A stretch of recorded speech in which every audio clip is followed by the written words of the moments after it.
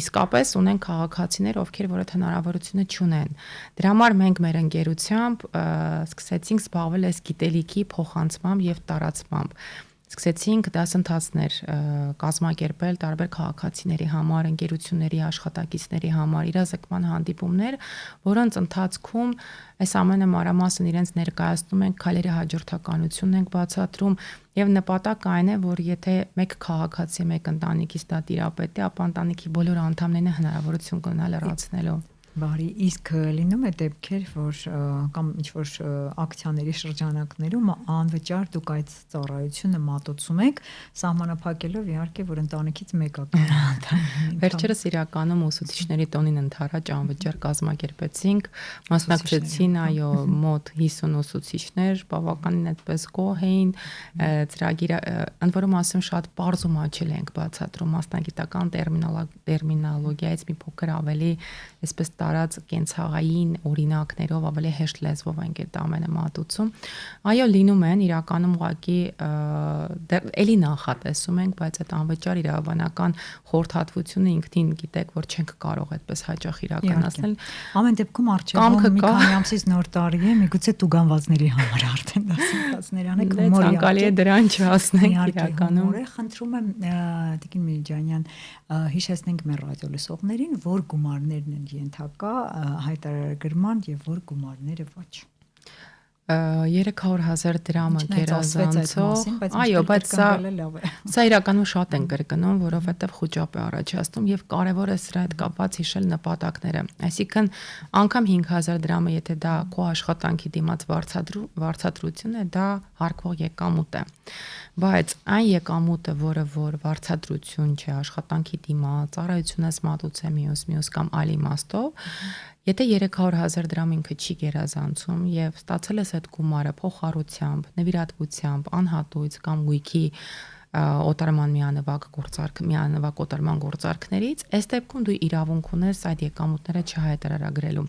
300,000-ից սկսած այդ եկամուտները ենթակա են հայտարարագրման, այսինքն մեր քաղաքացիներից համար դա որպես պարտականություն է սահմանված, սակայն հարկային պարտավորություն այդտեղից չի առաջանալու եւ նշեմ նաեւ, որ խոսքս վերաբերում է մեկ գործարքին, այսինքն հնարավոր է 400,000 դրամանոց գործարքը մի քանի մասով անել, չունենք օրվա մեջ գործարքների սահմանափակում եւս։ Ես հիշեցնեմ ռադիոլսողներին, որ այսօր ձեր փաստաբանը հաղորդաշարի եթերում մենք զրուցում ենք հայտարարագիր 2025 եւ այն իրավական հետևանքների մասին, որոնք կարող են առաջանալ հայտարարագիրը չներկայացնելու պարագայում։ Այս թեմայի շուրջ զրուցելու նպատակով մեր տաղավարին հրավիրել իրավաբան, փաստաբան Confido Advisor ընկերության հիմնադիր տնօրեն Մարինե Միրիջանյանին։ Միրիջանյանը շարունակելով մեր զրույցը, այսպեսի մի հարց, որոնք են որպես այդպիսին ֆիզանձի ստորագրության էլեկտրոնային ստորագրության տեսակները հայտարարագիր լրացնելիս։ Էլեկտրոնային ստորագրության մասին է խոսքը, ֆիզանձը ըստ էության ստորագրելու երկու հնարավորություն կա, այսինքն նույնականացման քարտի միջոցով, երբ քարտը ուղղակիորեն տեղադրում է սարքի մեջ, կարդում է PIN-ը հավաքելով եւ էլեկտրոնային ստորագրությամբ երկու տարբերակ կա։ Այսինքն նրանք ովքեր նախկինից ունեն նույնականացման քարտեր արդեն իսկ կարող են իրականացնել դա ովքեր չէ, պետք է էլեկտրոնային ստորագրություն ակտիվացնել։ Իսկ այստեղ տեխնիկական ինչ-որ խնդիրներ առաջանում են, թե ոչ։ Անկեղծ ասած, ես տեխնիկական խնդիրների չեմ առնչվել։ Ես վստահ չեմ իհարկե վերջին 1 ամսում ինչ կկատարվի, արդյոք ծառաբեռնվածությամբ պայմանավորված հնարավոր են ինչ-որ խնդիրներ առաջանալ, բայց ընտանիքի տարբեր անդամների համար բազմիցս փորձել եմ լրացնել որևէ խնդրի հետ, ես չեմ բախվել այս ընթացքում։ Չհարկվող եկամուտներ հատվածը հայտարարագրման այդ գործընթացի պարագայում ինչ պետք է պարունակի, ինչ պետք է լրացնի հայտարարություն։ Ես ներկայացնեմ հայտարարագրի բաժինները, եթե կարելի է, եւ այնտեղ անդրադառնամ նաեւ չհարկվող, նվազեցվող եկամուտներին, որպեսզի ավելի պատկերավոր լինի մեր քաղաքացիների համար։ Հայտարարագիրը ինքը բաղկացած է 6 բաժիններից։ Առաջին բաժինը դա վերաբերում է կոնկրետ քաղաքացու ստացած աշխատավարձին կամ վարձատրության իրավական պայմանագրի հիման վրա ստացած եկամուտներին, որոնք իդեպ ինքնաշխատ կերպով են լրացվում։ Այսինքն այն քաղաքացիները, որոնք վարձու աշխատողներ են, ըստ էության եւ այլ գործարքների մեջ չեն լինում, չունեն նման այլ գործարքներ, այդպես ակտիվ շարժ չեն ունենում ֆինանսական, իրենց հեշտ է լրացնելը։ Թվարկված գործողությունները քայլերը անելուց հետո գալիս են ինքնաշխատ կերպով լրացված ինֆորմացիան, ընդհանրապես ստուգում են, որպես կանոն այնտեղ այո, խնդիրներ չի լինում, տարբերություն չի լինում, եթե կա որևէ տարբերություն ձեռքով հնարավորություն են դա ուղղելու եւ հաստատում են։ Սա հայտարարագրման առաջին բաժինն է։ Երկրորդ բաժնում արդեն նվազեցվող չհարկվող եկամուտներն են, սրանք բոլոր այն եկամուտներն են, որոնք որ մենք պարտավոր ենք լրացնել, օրինակ, հա, 300,000-ը գերազանցող փոխառությունն է, նմանատիպ գործարք, նվիրատվությունն է, մյուս։ Սակայն հարկ եմ համարում այստեղ շեշտադրումը կատարել նրա վրա, որ հարկային պարտավորություն մեզ համար չի առաջանում։ Պարզապես պարտականություն է լրացման։ Այնուհետև երրորդ բաժնում արդեն բոլոր եկամուտներն են, որտեղից որ հարկային գործակալը հարկը չի վճարել, չի պահել, մաքուր գումարը մեզ է տվել եւ այդտեղից մենք պետք է մեր հարկերը վճարենք։ Օրինակ աշխատում ենք արտասահմանյան ընկերության համար, որը որ մեր փոխարեն հարկերը չի վճարում, գումարը ամբողջությամբ մեզ է փոխանցում,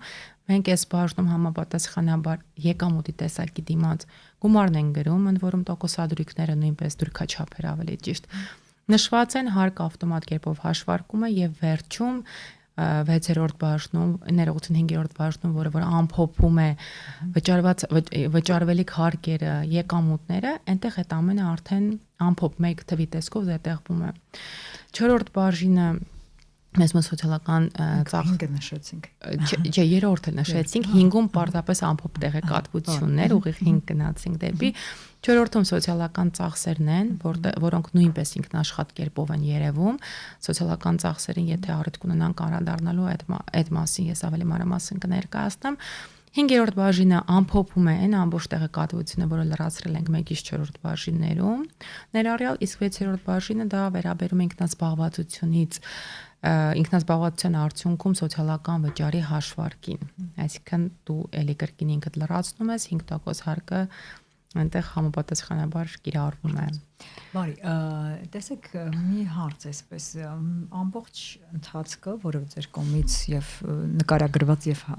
տեղադրված է համակարգում, գործում է համակարգը, ըստ էության ինֆորմացիան ինքնաշխատ գեներացվում է։ Իրականում ամբողջը չէ, իրականում մասամբ աշխատավարձները եւ սոցիալական ծախսը, բայց այնտեղ չէ ամեն դեպքում, շատ իմաստը նշել։ Ամեն դեպքում, եթե այսպես նայենք, ինչ որ օգնություն է քաղաքացու համար, ով առաջին անգամ է լրացնելու, ինչ որ մեխանիզմ թողնված է, գործիքներ։ Իսկ ֆինանսական միջոցների ինքնաշխատ եղանակը ինչ ձևով է իրականացվում, ինքնաշխատ չէ, որ ֆինանսական միջոցները այդ եկամուտների հետ կապ, օրինակ բանկերի հետ կապված ամբողջ ինֆորմացիան բանկը ուղարկում է, ինչ եղանակով է, թե նայած բանկ, ինչ ձևով է այդ ինֆորմացիան գեներացվում։ Կոնկրետ բանկերի հետ կապված կարող եմ նշել, որ բանկային հավելվածների միջոցով հնարավորություն ունենք մեր հայտարարագիրը բանկային գործարքների մասով ներբեռնելու այդտեղից ինֆորմացիան վերցնելու եւ համապատասխանաբար մուտքագրելու հայտարարագրերում։ Այսինքն, եթե մենք ստացել ենք մի քանի վարկեր այդ տվյալ տարվա ընթացքում, մենք դրա հանրագումարը կարող ենք տեսնել։ Ավանդի տոկոս դա նույնպես կարող ենք տեսնել։ Բանկային այս մասով հեշտացրած է բանկային գործարքները, մնացած ֆինանսական շարժերի մասով ըստ էության դու պետք է քեզ համար նշումներ կատարես, միգուցե երբ որ լրացնում ես, ֆիլտրես այդ ինֆորմացիան, դնես 300,000 եւ գերազանցող գումարների շարժը, մուտքերը դու տեսնես, անձամբ ես այդպես եմ լրացրել, որպեսզի կարողանայի հնարավորինս այդ շրջանակը եւ բաց չթողնեի եւ շրջանակը փոքրացնեի եւ ասեմ ձեզ ինչու մենք մեր ընկերության որոշեցինք դասընթացների միջոցով գիտելիքը փոխանցել ոչ թե մատուցել հայտարարագիր լրացնելու ծառայություն շատ པարզ պատճառով։ Նախ երբ մասնագիտացված ընկերություններ իրենց աշխատակիցների միջոցով այդ ծառայությունը մատուցում են եւ քաղաքացու ողջ բանկային այդ շարժին դիրապետում են, ուղղակիորեն բանկային գաղտնիքի գրող են դառնում, որը ինքնին ճիշտ չէ, այսինքն անձնական տվյալների պաշտպանության խնդիր ունենք եւ հաշվի առնելով բոլոր այս ռիսկերը մենք որոշեցինք ուղղակի գիտելիքս փոխանցել քաղաքացիներին։ Հասկանում եմ։ Եվ դեռ անձնական տվյալների օգտագործման հետ կապված կարող է հետագայում ինչ-որ դեպքեր լինեն, հետո արդեն Այո, երբ տեսնենք ոնց կզարգանա, ոնց կկիրառվի, ոնց կզարգանա, ամեն դեպքում ոչինչ բացառված չէ։ Խնդրեմ ներկայացրեք նաև հարկային գործակալ չհանդիսացող ֆիզանցի կողմից լրացման ենթակա այդ միջոցների շրջանակը։ Այո, սա իմ կողմից նշված երրորդ բաժինն էր, որտեղ ըստ էության օրինակը բերեցի, երբ մենք աշխատում ենք օրինակ օտարերկրյա ընկերությունում, այնտեղից ստանում ենք եկամուտ, հարկը չի վճարել մյուս կողմը, մենք ինքներս ենք եկամուտ այստեղ նշում եւ համապատասխանաբար վճարում հարկը կամ բնակարան ունենք, որը վարձակալությամբ ենք տալիս եւ ըստ էության այս ամենը նորություն չի, իրականում միշտ էլ եղել է, միշտ էլ այս հարկային պարտավորությունը պետք է կատարենք, պարզապես հիմա խուսափելու տեղ չկա, ավելի պարզ ու թափանցիկ է դարձել։ Դուք նաև մատնանշեցիք սոցիալական ծախսի փոխհատուցման հետ կապված, կարծես թե նշեցիք, բայց չբացեցիք, եթե կարելի այս մասով էլ մի փոքր մանրամասնեք։ Տեսեք, ամենակարևոր հանգամանքներից մեկը սոցիալական ծախսի փոխհատուցման համար ես նշեմ, որը շփոթություն է առաջացնում քաղաքացիների շրջանակներում, մինչև չենք լրացնում հայտարարագիրը, չեն կարող դիմել սոցիալական ծախսի փոխհատուցման։ Եվ այսինքն պետությունը սոցիալական ծախսի գաղափարը մտցրել է նրա համար, որպեսզի ինչ որտեղ կարողանա քաղաքացուն շահագրգռել ներկայացնելու տվյալ հայտարարագիրը եւ անգամ այս ֆոնին ստատիստիկան տեսնում ենք այդքան էլ հաջող չէ իրականում։ Սոցիալական ծախսի մասով հետեւյալը նշեմ, երկու հիմնական ուղղություններ մենք ունենք, առողջապահական եւ կրթական։ Առողջապահական մասով դա տնտեսական ծախսերն են եւ առողջության ապահովագրության փաթեթներն են, կրթականը դա արդեն կրթությանը ուղղված։ Առողջապահական մասով առավելագույնը 50,000 դրամ սոցիալական ծախսի փոխհատուցման հնարավորություն ունենք, կրթական մասով 100,000 եւ եթե քաղաքացին դիմում է երկուսը միասին, այսինքն երկու ուղղությամբ էլ ունի կատարված ծախս, առավելագույնը 100,000 կարող է փոխհատուցում ստանալ եւ սրա հետ կապված էլ նաեւ նշեմ, որ յուրաքանչյուր քաղաքացի 100,000-ի կարող է դիմել։ Սա էլ է շփոթություն առաջացնում։ Ընտանիքը թե քաղաքացին, այո։ Հայտարարագիր ներկայացնող անձ, յուրաքանչյուր անձ, որովհետև օրինակ, մեր ընտանիքում ենք 3 ուղղությամբ, 3 կրթական ուղղությամբ արել ենք ավելի քան 100,000, բայց ես որպես քաղաքացի կարողացա մեկ ուղղությամբ դիմել, ընտանիքի մյուս անդամը էլի մեկ 100,000-ի համար կարող է դիմել։ Ու մյուս երկու կարևոր բան էլ նշեմ սոցիալական ծախսի հետ կապված, որ քաղաքացիները երբեմն շփոթում են, կանխիկ են վճարումները կատարում, պետք է պարտադիր լինեն անկանխիկ, հաստատությունները, որտեղ վճարումները կատարում են կրթական մասով կոնկրետ, պետք է կրթության, գիտության, մշակույթի, սպորտի նախարարության կողմից լիցենզավորված լինեն, դա հեշտ հնարավոր է ճշտել լիցենզավորված է թե ոչ, եւ մյուս կարևոր հանգամանքը պետք է պետությանը վճարած դրական իմաստով, դրական տարբերությամբ եկամտային հարկ ունենանք։ Սա ինչու եմ նշում, որովհետեւ երբ հիպոթեկի տոկոսները մեր վճարվում են մեր եկամտային հարկից եւ արդյունքում այնտեղ մի բան էլ ավել է վճար, այսինքն բացասական 0 է, բացասական չէ 0 է, հետեւաբար մենք չենք կարող դիմել սոցիալական ծախսի փոխհատուցման։ Եվ վերջին հարցը, կարծես թե տեխնիկական է, բայց այնուամենայնիվ հայտարարագիրը լրացված է, պետք է հաստատվի հայտարարագիր ներկայացնողի կողմից։ Դա տեխնիկական ընդհանրապես այսպես կոճակ է, սեղմում է, գեներացվում է, ինֆորմացիան ստուգում է, թե լրացուցիչ ինչ որ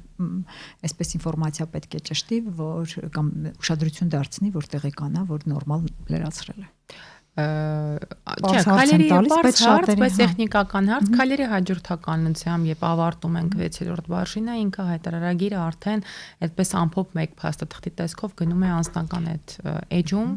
իր տեղն է գտնում, որից հետո